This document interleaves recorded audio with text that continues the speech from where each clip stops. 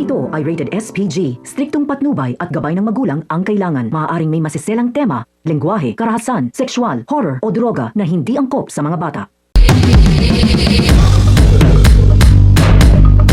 Isang mapagpalang araw mga kapamilya, mga dapat nating abangan sa Coco Martins Sigabo.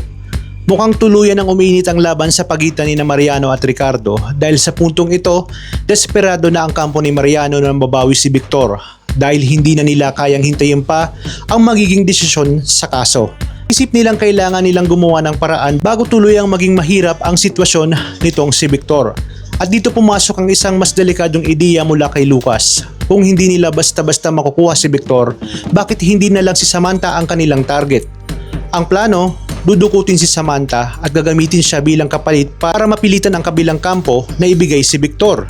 Dahil wala na ring ibang mapagpipilian, tila nakita ni Mariano na may punto ang suhestyon nitong si Lucas. Alam nilang hindi sapat ang pera o impluensya para manalo sa laban na ito. Kaya ang utos nila sa kanilang mga tauhan, bantayan si Samantha, sundan ang bawat galaw niya at kapag natukoy ang eksaktong kinaroroonan niya, agad ipaalam dito kay Lucas. Hindi naman nagtagal at nakakuha nga sila ng impormasyon tungkol sa kinaroroonan ni Samantha. Ang hindi nila inaasahan, nasa isang emosyonal na sitwasyon si Samantha ng araw na iyon.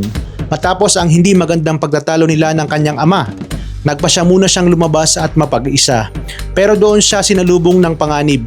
Bigla na lamang siyang pinatputukan ng mga tauhan ng Zapra. Hindi handa si Samantha sa ganitong pag-atake kaya tinamaan siya at napilitan siyang humingi ng tulong. Ang problema, wala rin sa paligid ang kanyang mga kasamahan sa NCIA dahil may sarili silang importanteng misyon.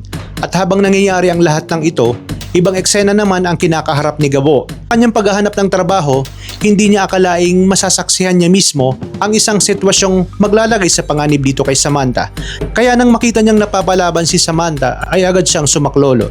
Tama nga ang kanyang kutob, talagang tinutugis si Samantha ng mga tauhan ng mga Zapra. May tama na sa balikat si Sam, pinaiwan siya ni Gabo na umalis na at siya na ang haharap sa mga humahabol sa kanila.